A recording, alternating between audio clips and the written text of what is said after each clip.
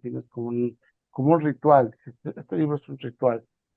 ¿Qué, qué tipo de ritual fue la escritura y también pues ahora conversarlo, presentarlo, y todo lo que toda la discusión que se viene generando a partir del libro? Creo que son dos rituales diferentes, ¿no? El ritual de escritura, que es el libro mismo y que pues funciona incluso en la sucesión de tiempo como eso, pues es una especie de sustituto de un ritual cristiano que no iba a ser yo, porque pues soy atea o católico, y pues es una especie de, diría que neopaganismo, pero no sé ni siquiera si es eso, solo sé que es el uso descarado de la literatura para eh, crear ritmos y ritos alrededor de una muerte. ¿O en qué momento sentiste la pulsión, mejor dicho, de escribir sobre tu padre y de una manera tan, pues sí, muy, tan pronto, ¿no? Por ahí hablas de Vivian Gornick cuando dice que pues, tiene que ella le costó 30 años, 30 años, ¿no? Para, para escribir sobre este tipo de procesos. Tú lo hiciste luego, luego. ¿Por qué? ¿O qué pulsión sentiste? Bueno, pues creo que siempre, desde que murió mi papá, sabía que iba a tener que escribir de eso, porque para mí la literatura es esa cosa que uso para entender el mundo y para poder bajar como emociones e ideas. Y nunca hubo duda de que llegaría ahí, solo no sabía cuándo. Y bueno, Vivian Gornick solo dice que hay que tener la distancia correcta. Eh, 30 años ni ella se esperó. este, pero pues yo lo que sentía era que no necesitaba la distancia, sino que necesitaba la literatura para crear la distancia. O sea, fue un proceso bastante opuesto al que ella menciona. Eh, y pues no escribí de inmediato, cuando él murió escribía un año de su muerte, que era más bien, eso más bien respondió a la necesidad de escribir sobre eso, más que a una planeación fría o alguna cosa similar. Simplemente sentí que tenía que hacerlo. Lo intenté de otras maneras, lo intenté desde la ficción, no funcionó y entonces eh, empezó la escritura de este libro ritual. Un año pues, realmente para una pérdida de este tipo no es nada. De hecho, por eso soy tan crítica de todo este sistema que reglamenta las depresiones, por cuántos meses es lícito deprimirte antes de que tengas que tomarte unos chochos, porque ya es una enfermedad mental. Porque bueno, yo cuando empecé a escribir no es que estuviera en una profunda depresión, para nada, ¿no? Pero sí sabía que había cosas que tenía que atender y no podía seguir con mi vida sin hacerlo, porque si no simplemente iban a sedimentarse y a volverse pues un problema en el futuro o algo parecido, ¿no? O que al menos algo podría sentarse más. Y en realidad para mí el libro funciona un poco al revés, como que funciona pues primero con la dificultad de entrarle al tema, o sea, creo que es tal cual un duelo, entonces sube, baja entre tipos de emociones muy diferentes y inicia con emociones que yo considero que son más negativas porque ahí estaba, ¿no? Yo en esa negación también, en esa dificultad para acercarme. Y conforme va avanzando, pues va cambiando, porque yo iba cambiando en los meses de la escritura, en esos 10 meses que tomó la escritura primigenia. Y hacia el final, yo más bien me sentía ya más liberada. O sea, sí tenía momentos más duros y demás, pero era una cosa mucho más liberativa y mucho más sentir sin prejuicios. No es que sienta que haya sido menos emocional, más emocional hacia el final, sino que fue otro tipo de emociones que posibilitó toda la primera parte de la escritura. ¿Pensabas en tu papá cuando lo escribías? O sea, como un posible lector, en qué le gustaría, en qué no, o no. No, porque no se trataba de eso. O sea, si hubiera puesto como una especie de fantasma tras mi hombro a leerme, hubiera sido horrible. O sea, simplemente no hubiera tenido, porque no tenía ese sentido, tenía, el sentido era hacer una especie de diálogo conmigo y hacer un diálogo con él en el papel, no hacer un diálogo con él, con su fantasma del futuro leyéndolo. O sea, ya era barroquizar el proceso a grados que pues no me servían, ¿no? Y la biblioteca, los libros de tu papá fue el punto en común, ¿no? Como que el eslabón que dé entrada a todo lo que es el libro, ¿no? Sí, es porque era también la cosa que no estaba pudiendo leer y que era absurdo, ¿no? Si yo tenía los libros en la sala, por qué no acercarme a ellos? ¿Por qué no venderlos? ¿Por qué no leerlos? ¿Por qué no nada, ¿no? ¿Por qué estaban ahí empolvándose nada más? Y me pareció que era muy pues, simbólico y sintomático de toda esta cosa que no había pasado. Por ejemplo, hablo también de que pues, nunca enterramos a mi papá, lo cremamos y pues no, y las cenizas se quedaron ahí un poco vagando por el mundo, o sea, no, ni siquiera vagando por el mundo, eso hubiera estado bien, sino más bien abandonadas. Y para mí su biblioteca era también esta tumba que no estaba visitando, ¿no? Y bueno, eso totalmente ligado con el hecho de que lo que nunca dejó de juntarnos y de comunicarnos fueron los libros y la literatura y la escritura también. Entonces, me pareció muy, muy lógico y muy orgánico partir de ahí para empezar esta búsqueda. Pues, era una forma de conocerlo, quizá de conocer, de tener una cercanía más allá de la que tuvieron vida, ¿no? O sea, los libros, y es algo que creo que suele suceder de frente con escritores, y pongo el ejemplo de Juan Villoro, y su libro más reciente también habla de cómo los libros eran una forma de acercarse a un papá que tenía una figura distante, ¿no? En tu caso, Ujú. creo que de alguna manera era igual. Sí, yo creo que como con los años nuestra relación se volvió más distante. Al final, sí, algo como que dentro de nuestras conversaciones podía llegar a algún lado eran los libros, ¿no? Eh, y al final también son los lugares donde condensamos muchas emociones, ¿no? Digo, o sea, no para nada había un libro de Marx con cuentas, como en el caso de Luis Villoro, pero pues sí que estaban muy subrayados sus libros y sí que había libros que se notaban mucho más leídos y que se notaban mucho más amados. Y eso da pie a un trabajo detectivesco que a mí me encanta, ¿no? Digo, ya que no puedo ser la detective de novela noir que me encanta, pues al menos podía sumergirme en sus libros y leer manchas y leer subrayados y leer selecciones también, ¿no? Digo, dentro de lo posible, porque como tuvimos que tirar la mayor parte de su biblioteca, pues nunca se sabrá acerca de la totalidad, pero sí que tenía una parte pues de diálogo, pero también de labor de detective, pero también de pues una infinidad de recuerdos de visitar su casa llena de libros, de que siempre me acababa regalando algunos, de los préstamos que me hacía que yo nunca le devolvía, de los libros que sí hablamos, de los libros que no hablamos, de los libros que a él le encantaban. Y creo que eso en sí mismo constituye eh, pues una parte muy importante de lo que él fue y de lo que fuimos. Con el tiempo se habrían llevado mejor, o sea, ya tú ya más, como dices, más libres de prejuicios, él también ya también más consciente de ciertas cosas, creo que con el tiempo se habrían llevado mejor. La verdad es que no me dan ganas de lanzarme a disquisiciones de lo que hubiera sido. Pues fue lo que fue y murió cuando murió.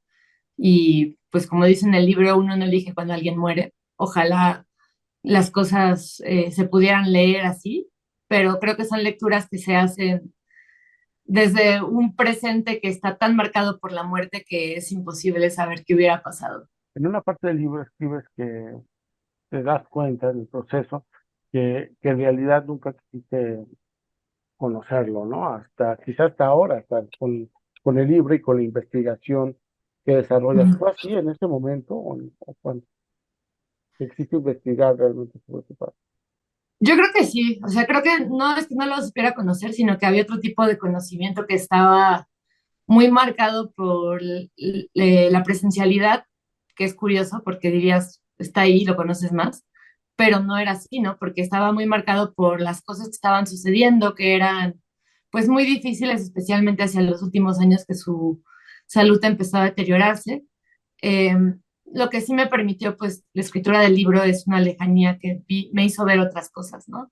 Y además me permitió hablar con más personas acerca de él y hablar con más personas que tenían experiencias radicalmente distintas a la mía o que habían tenido experiencias similares pero que las habían vivido distinto. Y pues algunos de esos testimonios están ahí, ¿no? Y algunos me parecen sumamente reveladoras de pues, la diversidad de posturas que hay en el mundo acerca de, no sé, por ejemplo, su pedagogía, que era una pedagogía de la crueldad hecha y derecha, ¿no? Que a mí me parecía terrible y me hacía sentir sumamente mal como daba los comentarios, por ejemplo, en sus talleres, que era muy sintomático de cómo daba comentarios en la vida, pero vaya que le funcionó a algunas personas, ¿no? Y eso también fue un descubrimiento de la escritura del libro. Y, en fin, como que muchas de esas cosas sí no las hubiera podido ver cuando él estaba vivo, al menos pues no en en el presente que estábamos habitando, ¿no?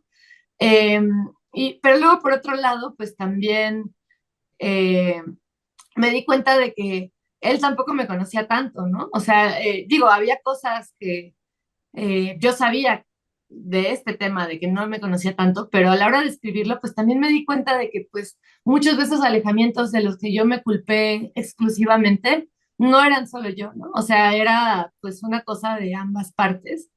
Y eso también me hizo pues reposar un poco más en paz, porque yo me estaba así culpando muchísimo de cosas que eran al final una cosa compartida. ¿El libro te ayudó también a lidiar con ese sentimiento de culpa entonces?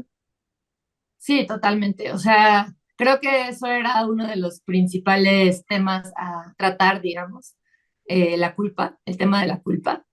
Y bueno, entre otros temas también muy fuertes que tenían que ver más bien con el dolor de la pérdida y demás, pues estaban todos en una misma trenza, ¿no? Entonces había que empezar a deshacer la trenza, ir viendo de qué se componía para pues tener un poco más de mm, no sé si control es la palabra porque es una palabra muy fuerte, pero sí un poco más de laxitud en esa trenza, qué sé yo, no sé cómo decirlo. Y sí que el libro pues me hizo ver tantos ángulos que me ayudó mucho a lidiar con la culpa, ¿no? Y también me sirvió mucho hablar con otras personas acerca de él o acerca de sus relaciones con sus padres también, ¿no? Con amigas, porque me di cuenta que no es algo tampoco único, es una cosa más o menos compartida. Ahora que se trastocan muchos temas que tienen que ver con las masculinidades, con el feminismo, ¿cómo conseguir ver a una figura como la paterna o con la materna, en tu caso la paterna, con los ojos de hoy, pero también comprendiendo que era otra época? Pues yo creo que, digo, depende de cada caso, sin duda, porque yo creo que hay cosas que sí son imperdonables, que no es el caso de mi papá, no, a él no considero que estuviera en ese lado, pero lo digo porque creo que generalizar simplemente no se puede.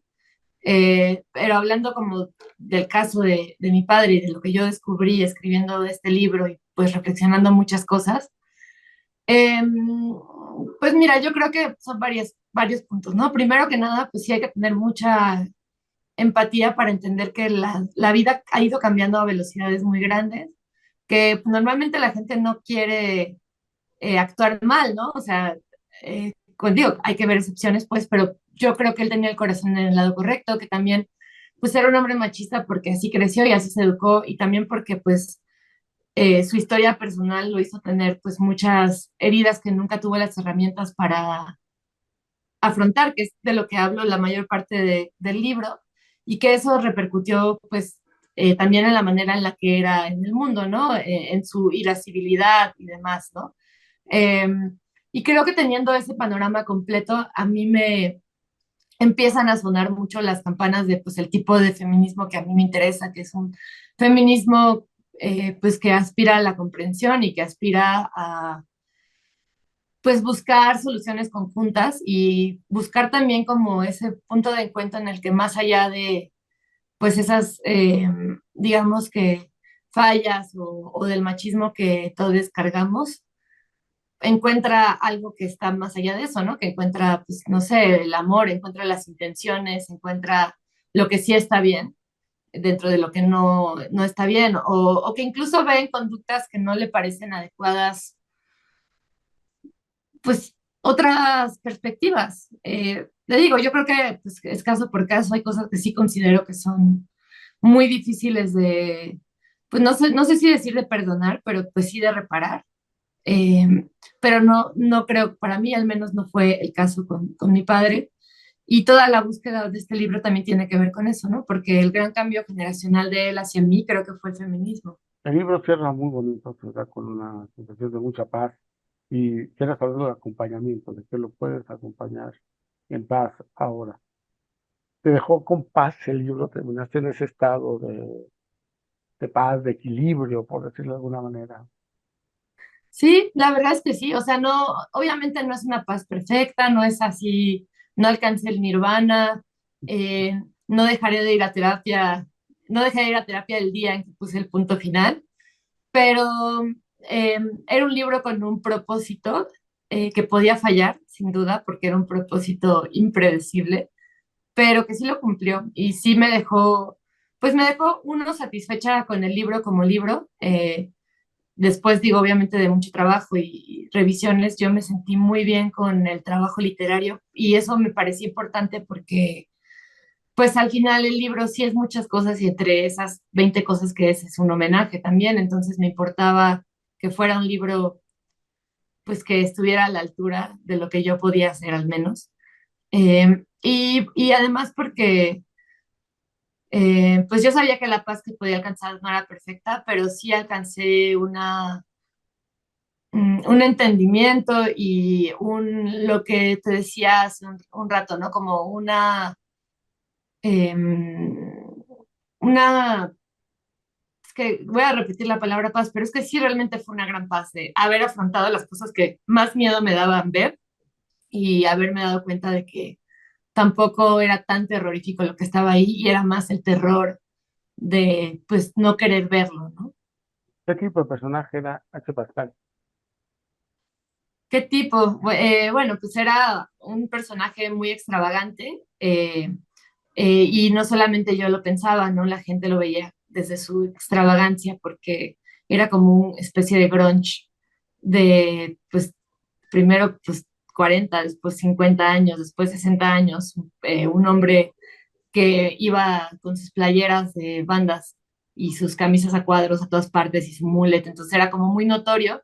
Y además era muy desparpajado y tenía un gran sentido del humor que hacía a veces que la gente se enojara porque sí que era humor pesado muchas veces, pero a veces pues hacía que la gente lo quisiera mucho desde su peculiaridad. Y creo que principalmente era una persona divertida, extrovertida, bastante difícil de acceder a ella. Van varias personas que me dicen es que yo quería ser su amigo, pero pues él era un mamón. Y eso creo que también se puede decir de él, era bastante difícil en esa clase de acceso, si él no te la daba de entrada, no había forma de que llegaras a él. Y pues era una persona muy culta y muy cariñosa, pero pues también era muy irascible, entonces tenía como todos estos lados buenos y estos lados malos y lo que sí era es que pues, no dejaba a nadie indiferente, era muy notorio y sin duda era un gran personaje de esta ciudad y muy representativo de un lado eh, más oculto de la cultura, que ni siquiera es tan oculto porque todo el mundo que estuviera en la cultura se había topado en algún momento con él y con sus plaquettes.